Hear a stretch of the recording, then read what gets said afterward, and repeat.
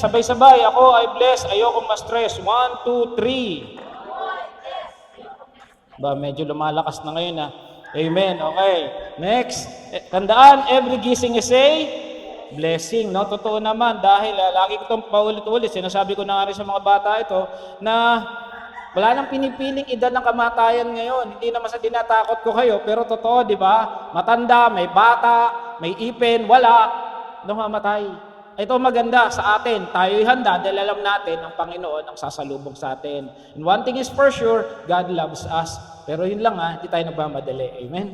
Hindi tayo nagmamadali sa mga bagay na. But we are ready. Di ba? So every gising is a blessing. Tingnan mo yung katabi mo kung mukhang pinagpalayan. Amen. Ngiti pa lang, tagumpay na. Okay, 2025, the year of breakthrough. So far, June 1 na, no? Nangangalahati na ang taon. 6 months na lang, Pasko na naman. Pero anniversary muna sa kanila, sa Tibagan. Amen? So, kanina may pinag-uusapan kami ni Pastor. Next week, isi-share namin sa iyo. And I hope, and I pray, matuloy yun, mag-materialize. Napakaganda nun kung matutuloy. So, lahating taon na, ang bilis, no? Ang bilis. At ako, dati, pinagpe-pray niyong operahan. Ngayon, nandito na ako sa inyong harapan. Masigla na naman. Amen. No? Salamat sa inyong lahat. Indeed, salamat sa buhay ng lahat nag-pray sa akin. Ephesians 3:20, His power that is at work within us. Nararamdaman ba natin ang kapangyarihan ng Panginoon sa buhay natin? Amen. No? Praise the Lord. Talagang andyan yan. Hindi nawawala yan. Yun nga lang talagang asamin natin, na maramdaman, na ipamuhay talaga natin yung kapangyarihan ng Diyos. Okay. Sabi nito, life is a war with countless battles. Naniniwala ba kayo dyan? Araw-araw may struggle, araw-araw may pagsubok, araw-araw may pinagdadaanan, araw-araw parang kahit sa bata, yung bata may problema na yan Pag tinanong mo bata, anong problema? Walang panload, walang cellphone, di ba? Yun yung problema ng mga bata Minsan nga ito mahirap, nag-away si nanay at si tatay. Kaya yung mga children, tinatanong namin sila ano mga problema nila sa bahay. So, kahit anong edad, walang pinipili ang problema. Amen? So, life is a war with countless battles. Yan yung araw, yan yung katotohanan ng buhay. Pero ito maganda, sabi sa John 16:13, magdaranas kayo ng kapighatian sa sanlibutan ito. Sino nagsasalita? Ang Panginoong Jesus. So, hindi na ito bago, no? Pero ito maganda, napagtagumpayan ko na ang sanlibutan. So, if Jesus has overcome the world, meaning, kung ang Panginoong Jesus na sa atin, tagumpay tayo. Yun yung katotohanan ng buhay. Yes, may problema. Yes, may pinagdadaanan. Yes, may pagsubok. Pero ang kasiguraduhan ng buhay, tagumpay tayo. Amen. Why? Because Jesus is in us. Amen. At ngayon, pag-aaralan natin, the narrow gate. Bakit? Kasi isa to sa susi ng tagumpay ng buhay. Pastor, narrow gate yan. Alam ko na yan. Pinag-aralan na natin. Pero titignan natin, paano naging tagumpay o susi ang narrow gate? Okay, tingnan natin. Sabi sa Matthew 17:13-14, enter through the narrow gate. Hindi sinabing kung trip niyong umenter o kaya pag gusto niyo lang, hindi sabi niya enter. Ang sabi ng Panginoong Jesus, dumaan kayo. Mamaya titignan natin sa Tagalog yan. Ito, yung mga naunang verse dito sa Sermon on the Mount, sinasabi dito huwag kang humusga, pag nagbibigay ka, talaga magbigay ka sa bukal sa kalooban mo. So meaning, may dalawang pwersang nag-aaway, yung isang kasamaan, isang kabutihan. At ang sinasabi niya, dun ka sa makipot. So ibig sabihin, tignan natin ano yung makipot na yan. For the wide, that broad is the road that leads to destruction. Kasi pag ang dinaanan mo, yung highway, sigurado madidisgrasya ka. Titignan natin na malaliban pa yan. Kaya sabi nito, kahit mahirap ang buhay, hindi gusto ni Lord mag-shortcut ka. Kasi bakit? Mas madaling gumawa ng kalokohan, tama hindi? Mas madaling magbandal, mas madaling magtapon ng basura sa kapitbahay. Kaya sandali nyo doon sa basurahan talaga. Diba? Mas madaling gumawa ng hindi maganda. Pero ang sabi ng Lord, enter through the narrow gate. Doon sa medyo mahirap-hirap. Amen? Pumasok kayo sa makipot na pintuan. Mas madaling pumasok ba sa makipot o sa malaki? Diba, nag-isip pa talaga sila, nag-breakfast ba kayo? Siyempre ito sa malapad. Kaya lang sabi ng Panginoong Hesus, maraming napapahamak doon. Amen, Yung sabi niya, madaling gumawa ng kalokohan, sabi ko kesa kabutihan. Mahirap gumawa ng kabutihan sa totoo lang. Ayayin natin yan. Sabi dito, mas madaling magpulakbol kesa mag-aral. Lahat naman siguro tayo dito nag-aral. Elementary, high school. Tama, hindi? Ako talaga, expert ako dito dati. Ang daling kumuha ng baon. Ito, ugali ko pa ito noon eh. Pag alam kong bumabagyo, kasi nung Baliches na kami nakatira, nag-aaral ako Santa Cruz, sa Mapua. Alam ko, baha yun. Pag umulan lang ng konti, alam ko, baha. Alam ko, suspended ang class. Alam ginagawa ko, kinuha ko yung baon ko, magbubulak-bul ako saan-saan, uuwi ako gabi na, tapos pag nakita ko ng nanay ko, saan ka galing? Suspended yung klase. Saan ka? Sana umuwi ka na. Mahirap umuwi, walang sasakyan, hindi niya alam, nasa Harrison Plaza ako. Hindi na kita bibigyan bukas. Hindi, naubos ko kasi kumain ako eh. Mas madali magbulak-bul kaysa mag-aral. Di ba? Mas madaling magpumasok, mas madaling magwalwal kaysa mag-aral mabuti. Di ba? Ano ba? Mas madaling manood kaysa exercise. Madaling manood ng Korean novela. Sino yung mga bata kanina, kinikilig? Sino yun? Si Mangkok ba yun? Mga pangalan, hindi ko maintindihan. Mangkok, Jungkook, kung kinikilig, no? Madaling manood ng manood. Yun nga lang, pagdating sa kinabukasan, may eyebag ka. Madaling manood. Ang daming madaling manood ngayon, kahit sa cellphone, nakakapanood. Kesa mag-exercise, tanungin ko kayo, for the past week, wala pa lang. Sige, for the past week, may nag-exercise ba? Tignan mo yung katabi mo kung nag-exercise siya. Para huwag mo kong tignan ng ganyan. Stretching na lang, stretching. O kaya yung ano ba yung sit-up? May nag-sit-up? Wala. Ha? Push-up? Oh, wow, push-up. Ilan? 2. Isa. Wow, naka 20. Praise the Lord. Amen. Kala ko pag tama na, masakit ang likod ko eh. Di ba, mas madaling kumain kaysa mag-exercise. Amen. Mas madaling gumastos kaysa magtipid. O, tama. Pag dumating yung sahod mo, saan tayo pupunta? Ano gusto mong bili? Sabi nga ni isang post ko no? Magtitipid na ako, 75 sa lunch, 1,200 sa Shopee. Mas madaling gumastos. Ano ba? Mas madaling manloko kaysa magpamilya. I'm talking about, wala namang mga binata dito. Yung iba, ang daling maging tatay pero hindi nagpapakatatay. Sa mga nanonood, di ba? Ang daling gumawa ng kalokohan lalo na sa panahon ngayon, no? So, nakakalungkot. Mas madaling matulog kaysa church, especially ang service natin alas 8. Ano ba niyan sina pastora? Aga-aga na service. Pwede ba alas 10 na lang? Amen? So, ang dali. Lalo na nga sarap matulog ngayon. Kahit kami sarap matulog, hirap na hirap bumangon. So, ito yung broad gate Pero, mapapahama ka doon sa ilan dito. Pag hindi ka nag-exercise, sigurado ako, timbang mo tataas. At yung katawan mo magiging sakitin, di ba? Kaso, nasa narrow gate ang buhay. Andun yung daan, doon tayo pinapadaan ng Panginoong Hesus Kahit ano pang dali, pumasok sa wide gate. Di ba? Mas madaling pumasok sa wide gate kaysa doon sa narrow gate. Ang dali naman talaga Yung pinto natin dyan, maganda-ganda. Paano kung yung pinto mo, napakakipot? Parang kanina lang, na-example na pala tayo ng narrow gate, Praise the Lord, nandito tayo lahat ngayon. Ang hirap pumasok doon, Hindi ko madala yung 4x4 ko rito, kaya pinapark ko na lang to sa labas, kami, grab tricycle. Amen? Ayan, ito, immigration. Sa airport. Sa airport, maraming pinto. Tama? Maraming pinto doon. Sa bahay nyo, ilan ang pinto? Isa lang? 4. Bakit 4? CR, kwarto, 4, no? Yung pinto papuntang sala, pinto papuntang swimming pool, na-count nyo ba? Wow! Amen. Praise the Lord. Pero hindi nyo sinama yung mga pinto ng cabinet, ng aparador. Amen. Sa airport, marami rin pinto. Okay. Sa airport, especially those who are going abroad, ang kinakatakutan, dumaan sa immigration. Pagdating sa immigration, sala na yan.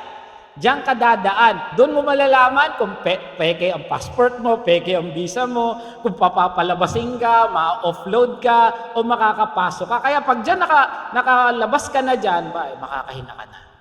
Lalo na kung nandun ka sa immigration ng kabilang bansa, lalo na first time mo mag-aabot, makakapasok ba ako, ba ako dito? Immigration. So, ano ibig sabihin? Yan yung isang pinto, yan yung narrow gate na kinakatakutan, pero kailangan daanan. Ang daming pinto. Punta ko sa CR, dali-dali, wala mag-check sa'yo. Punta ka sa pinto ng Jollibee, wala mag-check sa'yo, mapasukin ka pa. Pero hindi yun ang daan. Papunta rin sa destination, gusto mong puntahan. Tama, ito yung nag-iisang daan. Mahirap dumaan dyan, lalo na yung baggage check niyan. Diyan nakikita ko, may laglag bala. Nakakatakot dyan. Pagkatapos dyan, yan na yung, yung x-ray machine. So, ano ibig sabihin? Yan yung narrow gate sa airport.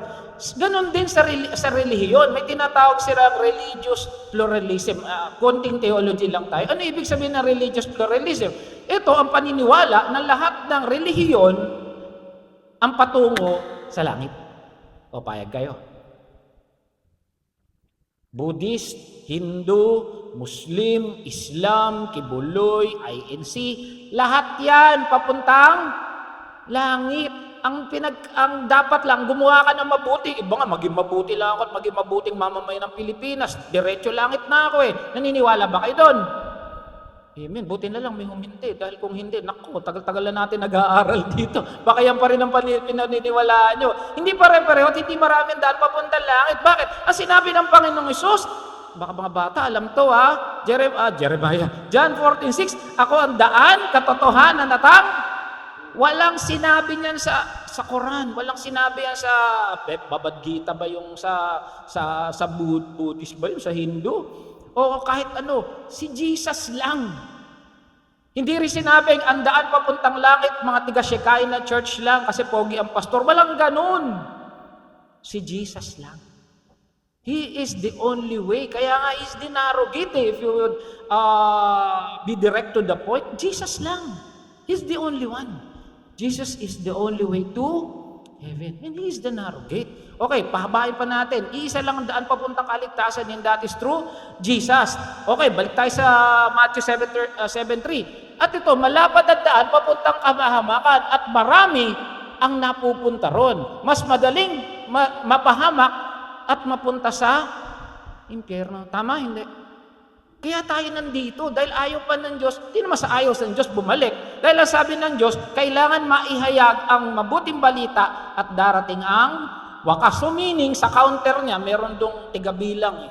Hindi pa nabibilang itong mga kamag-anak ni ganito, yung pinsan ni ganito, yung apo ni ganito, hindi pa nakakilala. Kaya hindi mo na bababa si Jesus. Meron siyang tigabilang, meron siyang bilangan doon na kailangan mahayag mo na mabuting balita sa lahat ng tao bago ang wakas. Amen? Kaso nga, sabi naman ng iba, dito ka na lang.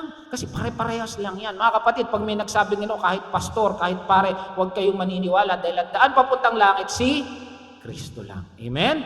Meron tinatawag sa Latin na Vox Populi, Vox Dei. Pag nasa Roma ka, madalas pong maririnig. Yung kahit saan dito, lalo na pag may welga, ano ibig sabihin yan? The voice of the mass is the voice of God. Pag sinabi ng karamihan, yan ay sinasabi ng Diyos. Naniniwala ba kayo doon?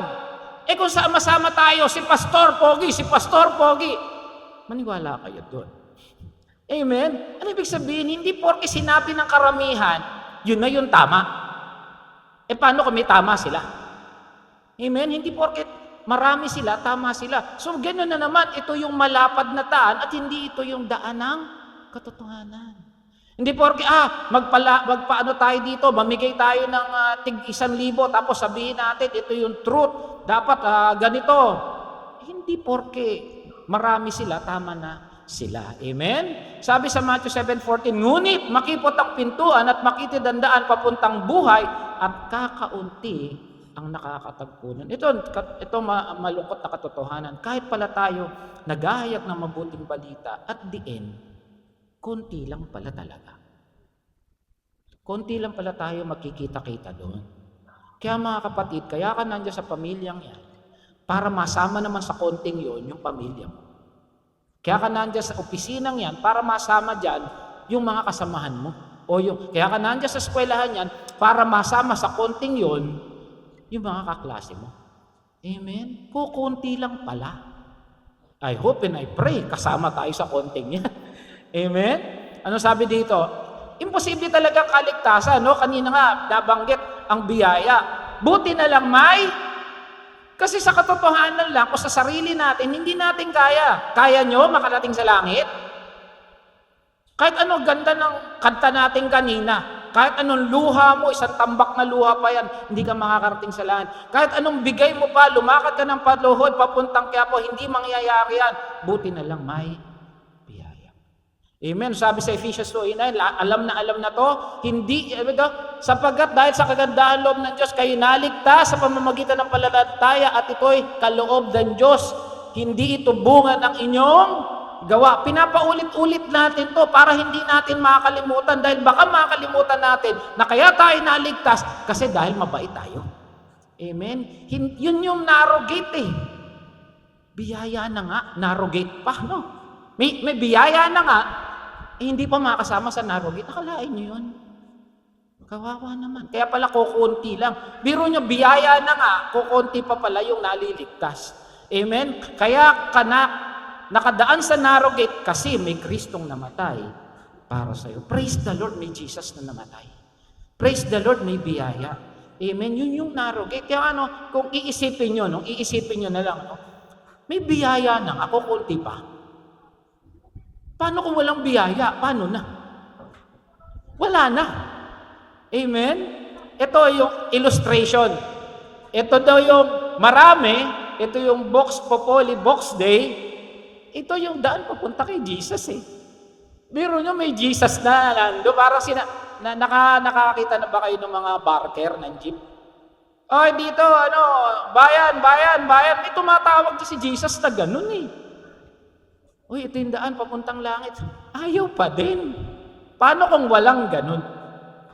Amen. Kaya mapalad tayo mga kapatid. Kalabatin mo yung katabi mo, mapalad ka. Mapalad tayo. Kasi nakilala natin, nagpakilala sa atin ng ating Panginoong Hesus. Ito ang tanong, paano mo malalaman? Ito, dito lang tayo magdindigin. Paano mo malalaman na nasa narrow gate ka? Yan. Kala natin, nasa narrow gate tayo. Paano mo malalaman? Number 1, ito, apat na S. May sacrifice, may struggles, may sufferings, at siyempre save ka. Amen. Titignan natin, no? Alam mong nasa narrow gate ka, pag dumadaan ka sa narrow gate, kasi nag-e-effort ka para kay Lord. Yes! Kala ko ba, pastor, walang works. Nag-works ka, hindi dahil maligtas. Kasi nag-works kasi alam mo, ligtas ka. Ito yung dahilan ng kaligtasan. Ito yung, tawag doon, byproduct ng iyong kaligtasan. Gumagawa ka. Kasi nga, dahil mahal na mahal mo ang Diyos, dahil ginawa niya yung pagkamatay niya sa krus ng Kalbaryo, gumagawa ka. Kasi mahal mo ang Diyos. Nag-e-effort ka, gumigising ka na madaling araw para makarating dito, nag-o-offering ka, kumakanta ka, nagpipreach ka, nagtuturo ka, o kahit anong ginagawa mo para sa Diyos na nahihirapan ka, nag-e-effort ka nun. Kasi ano sabi dito? Sabi dito ni David, hindi maaring babayaran kita sapagkat hindi ako maghahatog kay Yahweh ng anumang walang halaga. Mga kapatid, ikaw, nandito ka lang ba kasi madali? Alam niyo, nung nasa Dubai kami lang yung wala sasakyan. Bakit walang sasakyan? Kasi wala talaga akong hilig magmaneho. Kaya sinusundo kami ng mga kapatiran pag pupunta kami sa gawain. There was a time, every night may gawain. Akalain nyo, gabi-gabi may gawain kami. At kami ni Leonor, sinusundo talaga kami kung sino yung madadaan, susunduin kami. Sabi ko, Mia ka na, maya may magte-text na, may susundo sa atin, sigurado yan.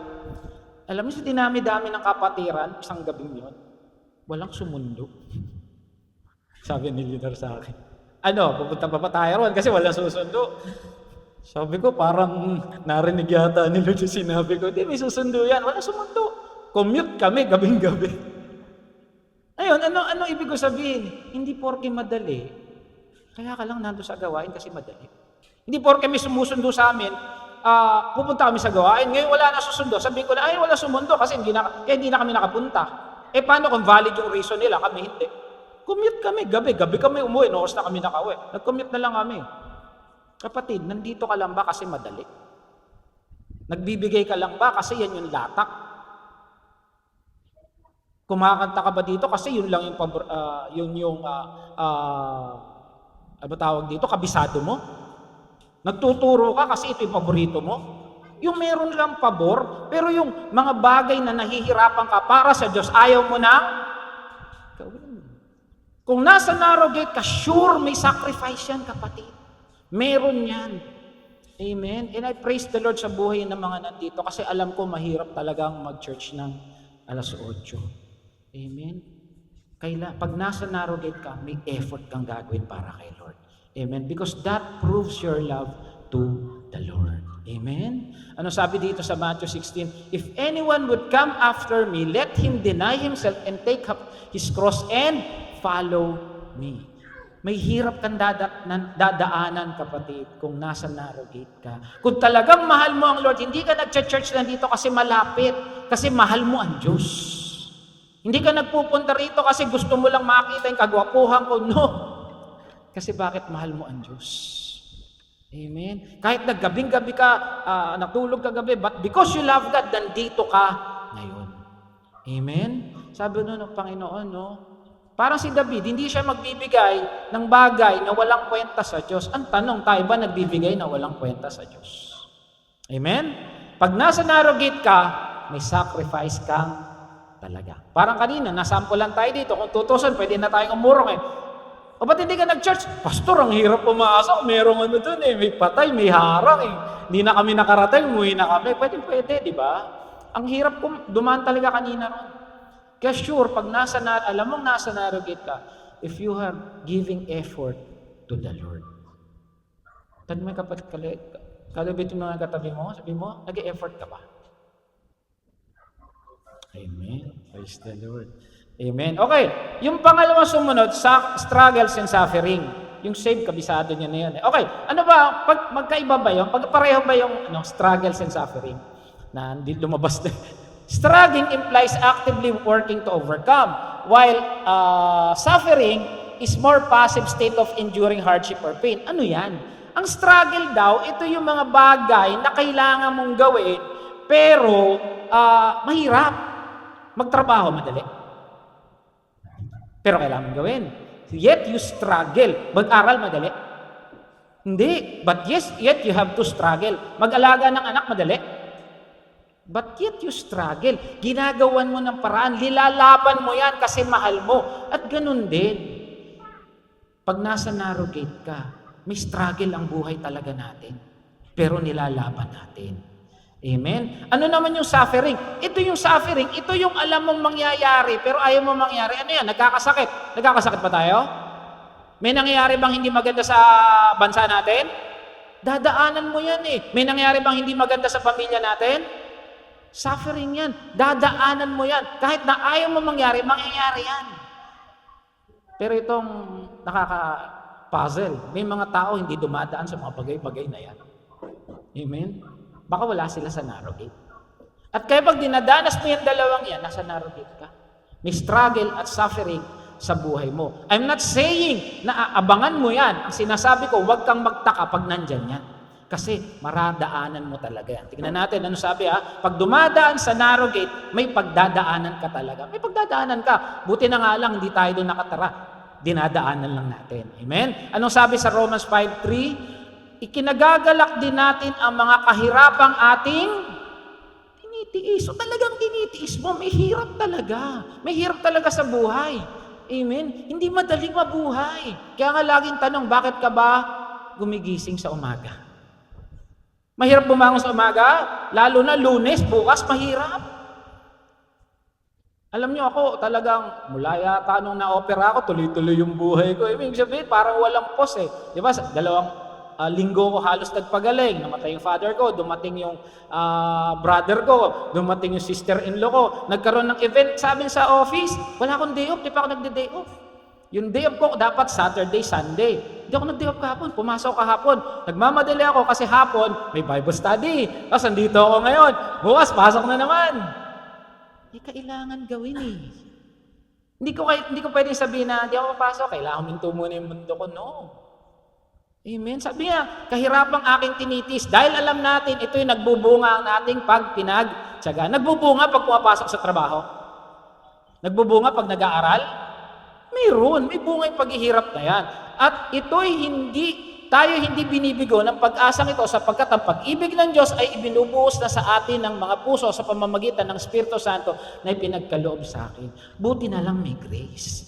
Buti na lang may biyaya na gumagabay sa atin. Amen? Oo, mahirap ang buhay. Totoo yan. At totoo rin naman ang biyaya ng Diyos na nagpapalakas sa atin.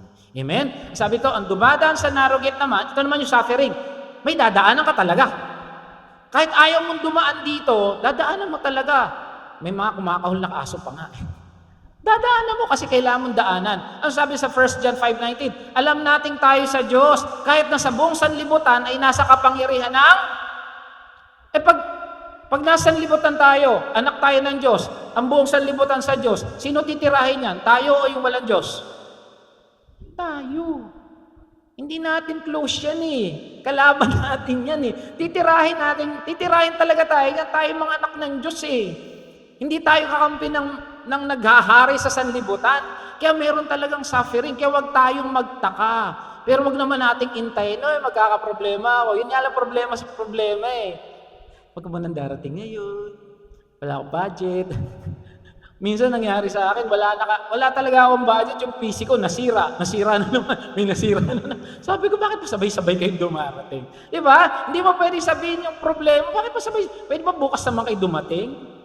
Minsan ganun eh. Kasi bakit? May verse.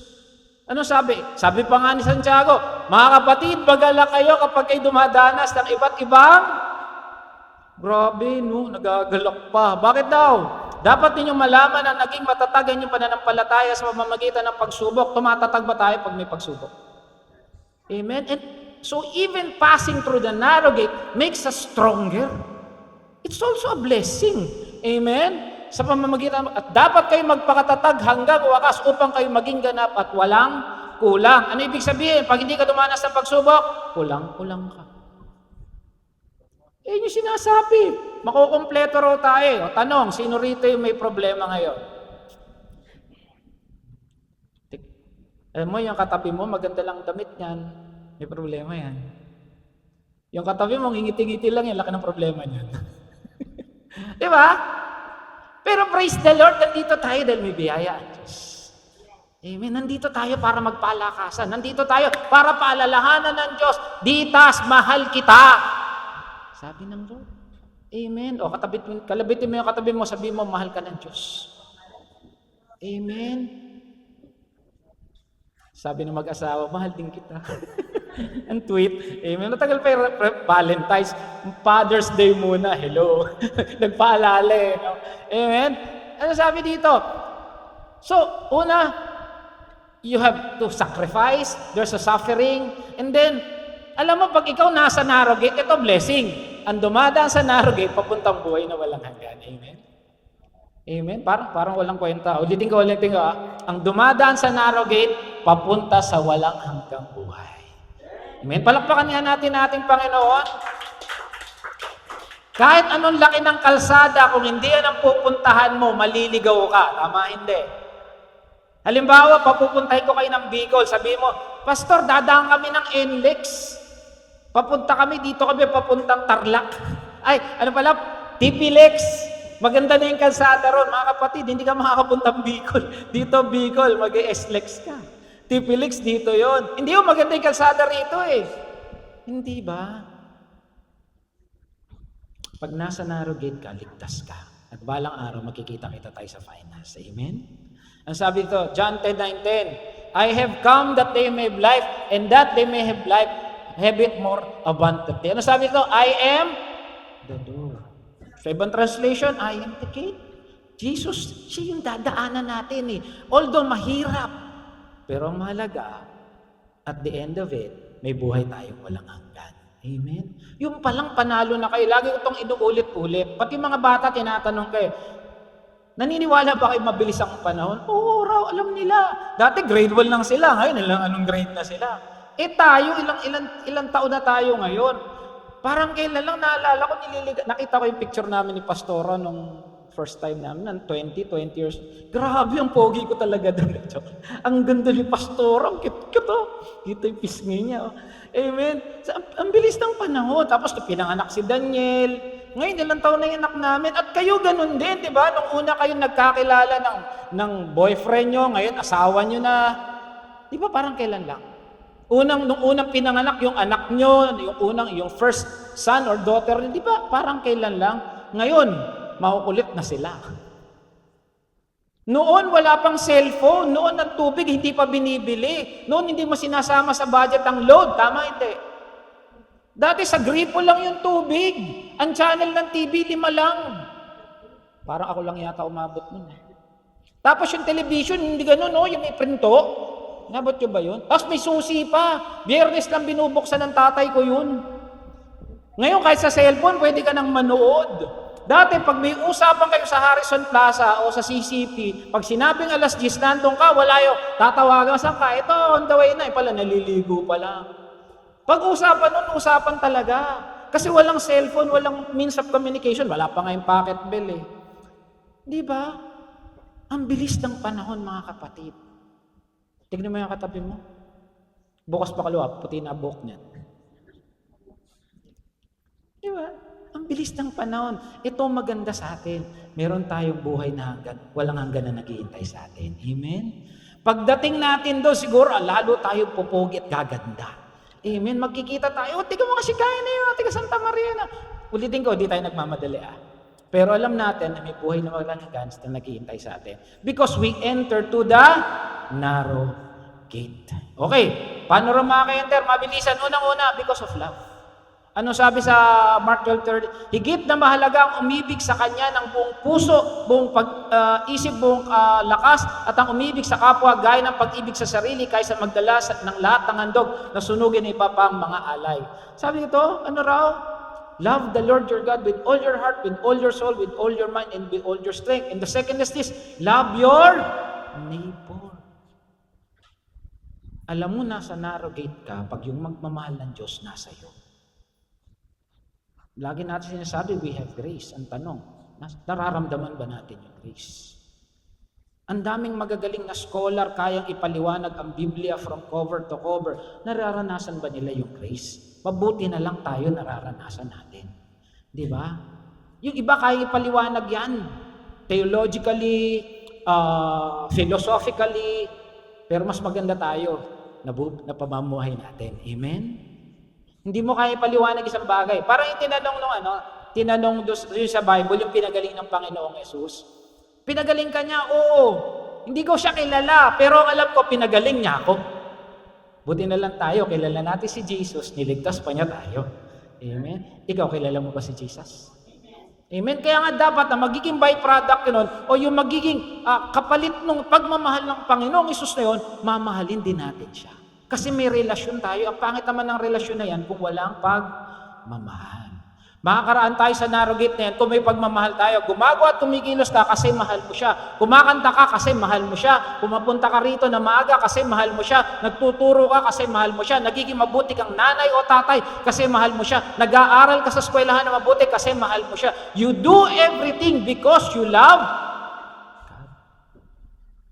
Amen? O baka mga kapatid, nakakalimutan na natin na kaya tayo nandito, nagiging mechanical na lang. Anong ibig ko sabihin na mechanical? Pag linggo, gigising ng umaga, mag-church, pagkatapos, lalo na sina Pastor Joby, pagkatapos ng church dito, kakain tanghalian, tapos doon naman doon, may alas 3 na service, ngayon, tapos bukas, kinabukasan, umiikot na lang ba yung buhay nyo sa gano'n? Si Brad Emmanuel, uuwi sila, mamaya, kung may pupunta pa sila, bukas papasok na naman siya, si Sister Daisy, papasok din, yung mga anak nila, bakasyon ngayon, bukas Bacolod, papasok, yung paikot-ikot na lang ba yung buhay mo? Na pumupunta ka nga dito sa church kasi mechanical na? Kasi kailangan lang, kasi yun na yung gusto nyong gawin, o ginagawa niyo isang bagay sa buhay niyo kasi mahal mo ang Diyos. Gumigising ka, bumabangon ka, hindi dahil mechanical, kundi mahal mo ang Diyos. Amen? Bakit ka gumising sa umaga? Kailangan kong bumangon kasi kailangan magluto ng pagkain ng mga anak ko O gumigising ka kasi mahal mo siya. At pinakamaganda, kasi mahal mo ang Diyos. Amen? You do everything for love. Amen? Pangalawa, obey from the heart. Sumunod tayo, hindi dahil napipilitan, hindi dahil nasabihan ni pastor, ni pastora, o nasabihan, hindi, gusto ko doon kahit malayo. Sinusunod mo yan kasi nanggagaling yan sa puso mo. Ano sabi ng Panginoon Jesus? If you love me, you will obey my commandments. Sumusunod ka, nagpe-pray ka, sinusunod mo yung sinabi ng Panginoon kasi mahal mo siya. Hindi ka nahiya lang kasi mahal mo ang Diyos. Mga kapatid, ito yung pinakamaganda magagawa sa buhay mo, ang mahalin mo ang Diyos. Kahit mahalin mo, kahit lahat ng babae dyan o lalaki dyan, kung hindi mo mahal ang Diyos, kulang ang buhay mo. Amen? Bakit may mga, sino ba yon? Si Rockefeller, isa siya sa pinakamayamang tao. Kung di ako nagkakamali, one time, siya yung pinakamayamang tao nung era 1900s. Kalimutan ko yung first name siya. Nung nasa New York ako, nakita ko yung building niya. New York ko pa. Sabi niya, hindi ako nagkakamali, ipamimigay ko yung kayamanan ko para lang maranasan ko yung tunay na kapayapaan. Parang si Elvis Presley, ganun din. Because he is so rich and famous, hindi niya, makikipag-trade daw siya ng buhay, maranasan lang niya yung kapayapaan. Mapalad tayo, payapa tayo. Bakit? Dahil may Kristo tayo. Natutulog tayo sa gabi na may kapayapaan dahil alam natin may Diyos na nagbabantay sa atin. Dahil alam natin na pagising natin sa umaga, may Diyos na maggagabay sa atin. Na magmamaneho ka ng motor dahil alam mo may Diyos na magpapahal sa atin. Iiwan mo yung pamilya mo dahil papasok sila, pupunta sila sa school dahil alam mo may Diyos na nagbabantay sa kanila. Amen? Kaya mga kapatid, sumunod tayo mula sa puso natin. Hindi yung napipilitan lang. At madali lang naman yan malaman kung talagang sumusunod ka sa puso, excited ka sa ginagawa mo. Tignan mo nga yung katabi mo. Excited ba yan sa ginagawa niya para kay Lord? Pag nagpe-pray ba yan, on fire, salamat po, Panginoon. Amen. Excited nga! Pag kumakanta, ano ba yung may galak, may papuri sa Diyos. Tapos nakakalimutan pa yung lyrics. Ngayon, pastor, paulit-ulit naman. May galak, ako'y magpupuri sa Panginoon. Ayoko na. Tok na ako. Galak na. Malalaman mo talaga pag galing sa puso ang ginagawa. Ako, madali ako mahuli ni pastora pag may sumpong Tahimik ako. Madaling malaman. At alam mo kapatid, diyan katabi mo kung talaga nagpupuri yan sa Diyos. Tignan mo ulit, tignan mo sa mata. Nagpupuri ba talaga sa Diyos yan? Amen? Sabi, sumusunod ka kasi mahal mo siya. And then value God, mga kapatid, unahin mo ang Diyos. Hindi natin sinasabing huwag kayong mag-SM, huwag kayong mag-Walter Mart, huwag kayong pumunta sa Boracay, huwag kayong mang-swimming. Last time nag-swimming pa tayo Inuna lang natin sandali yung gawain, nag-share lang tayo. But God wants us to enjoy life. Hindi ginawa ng Diyos ang sanlibutan para sa surot, para sa lamok, para sa ipis. Ginawa ng Diyos yan para sa atin. And God wants us to enjoy life. Pero, unahin natin siya. Tignan niyo yung Psalms 37, di ba sabi niya, delight yourself in the Lord and He will give you the desires of your. Ano yung sabi sa Matthew 6:33? Seek first His kingdom and His righteousness and unahin mo si Jesus. Ibibigay niya naman sa yung gusto mo Amen? Mga kapatid, nagtagaytay kami. Ganda nung kwarto namin. Hindi ako nagtawag dito. Nagyayabang. Pero tama yung sinabi ng Lord Bibili ka na walang bayad. Mga kapatid, yung mga nakaranas na hindi to per se napapasok ka sa restaurant. O kaya may kukunin ka ron, lalabas ka, mahuhuli ka ng pulis nun. Pero yung bigla na lang may dumating sa yung blessing na hindi mo inaasahan, naranasan mo na wala kang binayaran, naranasan nyo na. Naalala ko sina Pastor Jovino, sabi niya naglago na sila noon na biglaan, di ba? Wala silang binayaran. Sina Brad Iman din, sabi nagsambales ba kayo noon na bigla-bigla na lang? Kami, nag-hotel. Sarap. First time ko manood ng PBA, laki ng TV. Hindi ako natutulog siya, tulog na tulog. Sarap ng kwarto Sabi ko, praise the Lord, ang buti-buti mo. Minsan nga hindi mo hihingi, dumarating. Amen. Gusto niyo magyabang pa ako? Galingan Lord nangiingit ako ngayon ayoko na wag. My God, Savior. Pero alam niyo, napakabuti ng Lord. Napakabuti ng Lord. Minsan hindi ko na hinihingi, binibigay pa niya. Alam niyo ba, nung isang araw may pinuntahan akong seminar sa Makati, Huawei. Huawei, basta telecoms, kasi sa IT ako. Tapos may forum. Sa forum kasi, magtatanong ka lang. Nagtanong ako. Yung tanong ko naman, wala. Tanong na ano lang, pambata. Alam niyo binigay sa akin? Huawei watch. Ayun ang suot niya. Hindi yan galing sa Shopee, original. Ano ibig sabihin? Magugulat ka na lang sa kabutihan ng Lord sa buhay mo. Wala mo lang ginawa, nagtanong lang ako. Amen. Malay ko ba magbibigay? Alam niyo, dati umaten ako sa ganon. Ang binibigay lang, lalagyan ng tawag dito? Ng alcohol. Minsan, mousepad. Minsan naman, may pinakamahal, payong. Ganun lang pinamimigay. Malay ko magbibigay ng Huawei watch yun. 3 kami binigyan. So, ano sabihin? Pag inuna mo ang Diyos, nasa radar ka ng Diyos. Itong si Flor, pag nag-pray to, talagang mula ulo hanggang paa, dinig ko eh. Nasa radar ka ng Diyos. Pag inuuna mo ang Diyos, nasa radar ka ng Diyos.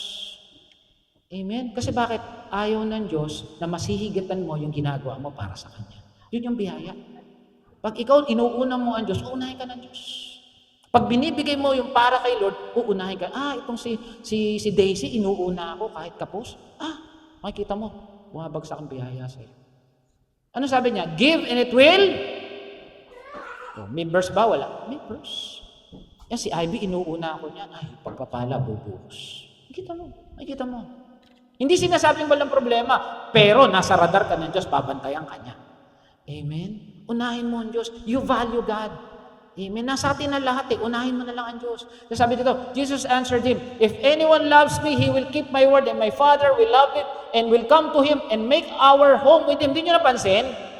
3 blessing pag inuna ang Lord. Ano sabi Pag inuna raw, he will loves me, he will keep my word, and my Father will come to him, will love him, and will come to him. Sino yan? Tatay.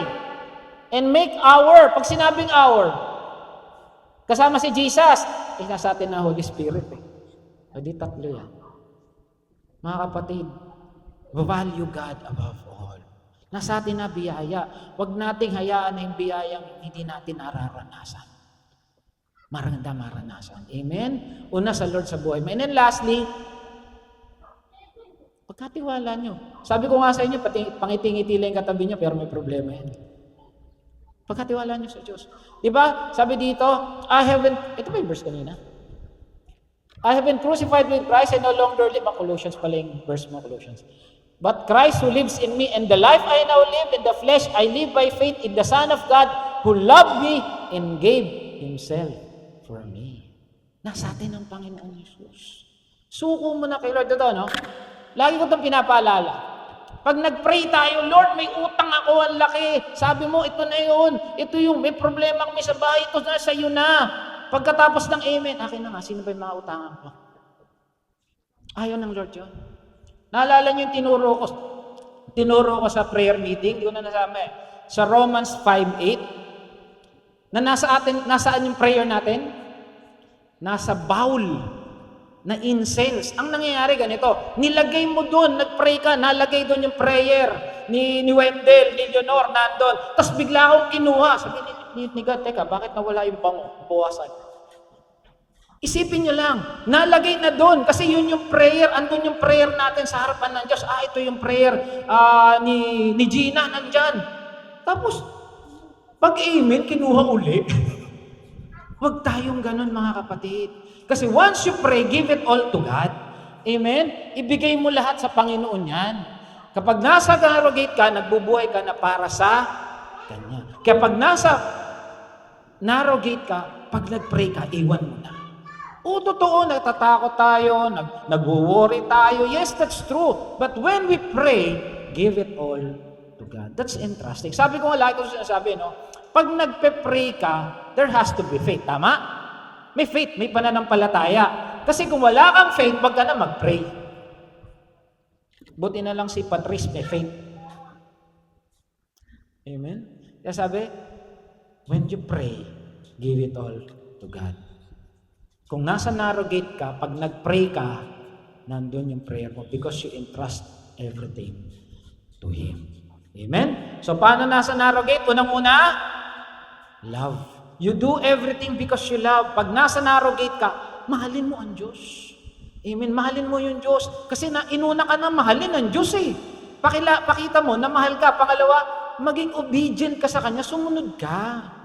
Amen? Lagi itong tinatanong, okay, lagi, may oras pa naman ako, maaga pa pala ako. Lagi itong tinatanong,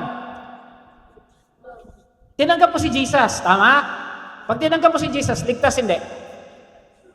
Ligtas. Pero hindi siya nag-church. Ligtas pa rin ba siya? Tinanggap niya talaga. Ligtas pa rin ba siya? Tingin nyo, ligtas pa rin. Diba? Kaya lang pagdating sa langit, wala siyang crown. Wala siyang crown.